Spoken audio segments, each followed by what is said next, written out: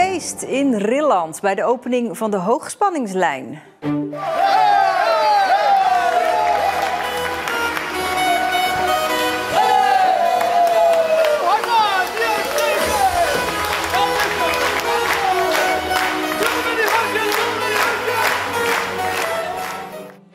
Ja, maar niet iedereen vindt die grote masten een feestje waard. En verder in deze uitzending. Bustest verstoord door actievoerders. En Jodero broos, maar nog vol vuur.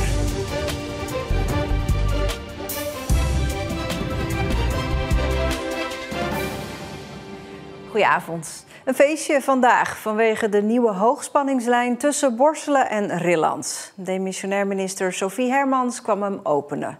De nieuwe hoogspanningslijn die met hoge masten vlak langs de A58 loopt is essentieel voor Zeeland en de rest van Nederland. Zo essentieel dat hij al snel te klein kan blijken te zijn. Feestelijke opening in Rilland van de nieuwe hoogspanningsverbinding. Voor netbeheerder TenneT, een van de grootste projecten van de afgelopen jaren. Ja, ik ben ongelooflijk trots vandaag. Deze 380 kV-lijn is ongelooflijk belangrijk. Is belangrijk voor Nederland, voor de energietransitie in Nederland. Maar het is natuurlijk uiteindelijk ook belangrijk voor Zeeland om de industrie te kunnen verduurzamen, maar op termijn ook hier nieuwe groene industrie aan te kunnen trekken. De nieuwe hoogspanningsverbinding loopt van Borselen naar Rilland en vervangt een oude lijn die te klein werd. Deze grotere verbinding is nodig om de windenergie van windparken op de Noordzee naar de rest van Nederland te transporteren. Ik vind het ook belangrijk om deze opening hier vandaag mee te maken, daarbij te zijn. Er is 15 jaar keihard aan gewerkt, veel uitdagingen overwonnen, maar het staat er nu wel. En het is belangrijk voor de energievoorziening in Zeeland en in Nederland. Deze grote masten in het landschap, daar schrokken veel Zeeuwen van. Deze masten vielen namelijk wel erg groot uit. En dat vindt netbeheerder TenneT uiteindelijk ook. En die heeft besloten om deze masten in Nederland niet meer te bouwen. Ja, hier in Zuid-Beveland staan ze dus wel. En die gaan voorlopig niet meer weg. Ik ben niet per se van de hoogspanningsmasten. Ook voor mij geldt, hoe minder hoe beter. Maar als we natuurlijk willen verduurzamen, als we energiezekerheid willen in Nederland, als we economische groei willen, dan zullen we ergens daar gestalte aan moeten geven. Wel, overal eigenlijk. Eigenlijk Zeeland is een hele belangrijke provincie, omdat jullie een kustprovincie zijn en hier veel wind aan land. En omdat hier natuurlijk een hele belangrijke hoeveelheid industrie is. En dit is dan de prijs? En dit is dan de prijs, ja. Het blijft hier niet bij. 2 nieuwe kerncentrales wil de minister en er moet nog meer windenergie van zee komen. En Zeeland is daarvoor een goede plek. Bent u bereid om dan te zeggen, er is een nieuwe hoogspanningsverbinding nodig? Ik zeg in algemene zin dat we bezig zijn met een gigantische transitie. En die doen we voor ons klimaat, die doen we voor onze economie en die doen we voor onze veiligheid. Zodat we hier zeker zijn van energie. Dat daar mogelijk in de toekomst nog iets bij komt, dat kan ik gewoon niet uitsluiten. We hebben vorig jaar aangegeven, ja, daar is ruimte voor 1 kerncentrale op het huidige net. Niet voor 2. Als je dat toch wil, dat is een politiek-maatschappelijke keuze, dan moeten wij natuurlijk kijken en zullen wij ook adviseren wat daarvoor nodig is voor infrastructuur. Dat kan betekenen dat er extra masten komen. Deze grotere hoogspanningslijn is dus nu al niet groot genoeg voor alle nieuwe plannen en projecten die inmiddels op tafel liggen. 2 nieuwe kerncentrales en nog een windpark aansluiten, dat kan dus niet. Het wordt dus een grote puzzel om dat soort projecten op het Zeeuwse stroomnet in te passen. En dat worden lastige keuzes voor demissionair minister Sophie Hermans of haar opvolger.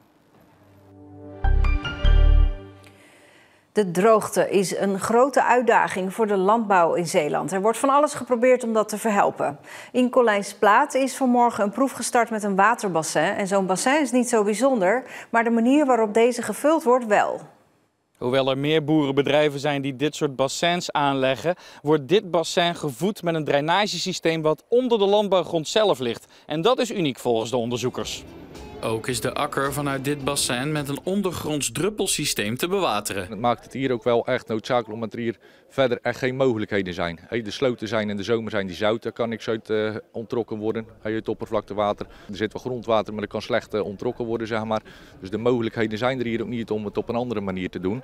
Het bassin is officieel geopend tijdens de open dag op de proefboerderij. De provincie heeft geld gegeven voor de proef omdat de droogte gezien wordt als de grootste uitdaging voor de toekomst van de Zeeuwse boeren. Droogte is een enorme grote uitdaging, absoluut. Want als er niet voldoende water is, dan is er niet voldoende productie. En uiteindelijk is dat ook voor de portemonnee van de boer natuurlijk. Je moet toch voldoende productie hebben om een voortbestaan te hebben.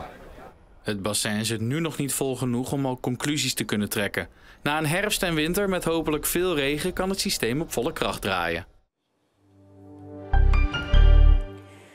Het is Zeeland niet gelukt om genoeg opvangplekken voor asielzoekers te creëren. Er hadden volgens de spreidingswet in totaal 2400 plekken moeten zijn, maar er zijn 700 plekken tekort, een kwart dus. Toch is het COA heel blij met de plekken die er wel zijn. De testdag van de nieuwe bussen voor Zeeland, gisteren zag u daar een reportage van, is in Middelburg uit de hand gelopen na protesten tegen de busvervoerder.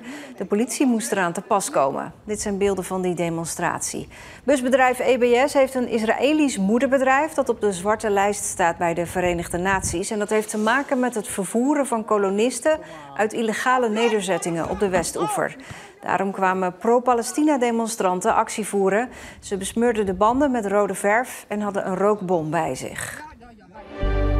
De ongeveer 10 Zeeuwse garnalenvissers kunnen weer legaal gaan vissen. Ze hebben van het kabinet een vergunning gekregen voor 20 jaar. Volgens milieuorganisaties richt de visserij te veel schade aan de natuur voor de Zeeuwse kust. Zij gaan bezwaar maken tegen de vergunningen die nu zijn afgegeven. Al voor de 30ste keer wordt zondag de Jodero-toertocht gefietst. Een rit door de zak van Zuid-Beveland door het trainingsgebied van de oud-wielrenner uit Bieselingen. De Ro is inmiddels bijna 88 jaar. Hij zou er graag bij zijn zondag, maar dat is nog maar de vraag. Want eerder deze week lag hij in het ziekenhuis.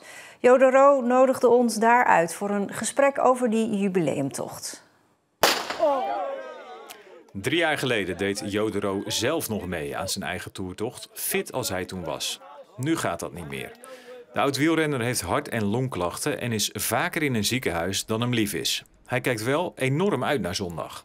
Misschien wel meer dan op andere jaren. Ja, omdat ik hier in het ziekenhuis lig. Je wordt al heel lang geëerd voor een hele mooie wielercarrière. Hoe voelt dat om zo'n tocht naar u vernoemd te krijgen? Nou, ik moet wel zeggen dat ik de laatste jaren me wel meer vereerd voel dan heel vroeger. En waarom is dat? Ja, omdat ik ouder word, denk ik.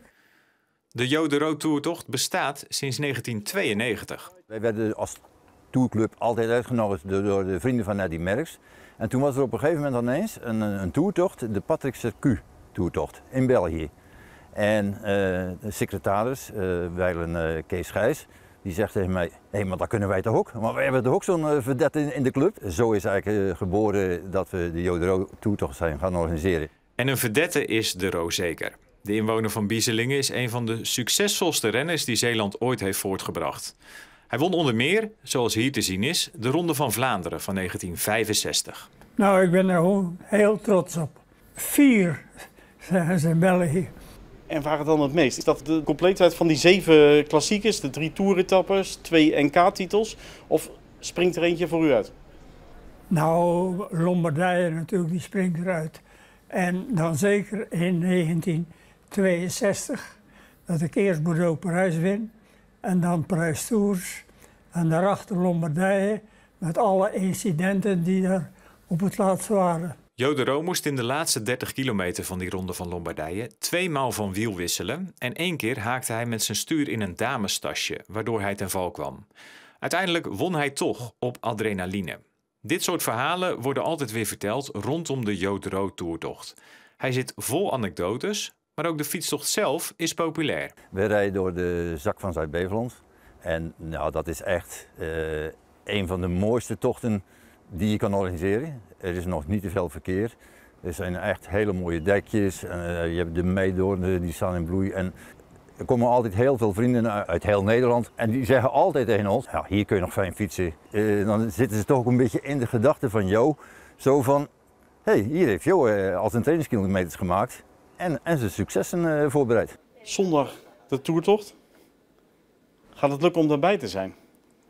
Is dat de wens? Of... Ja, dat hoop ik. En dat ligt eraan hoe ik me voel.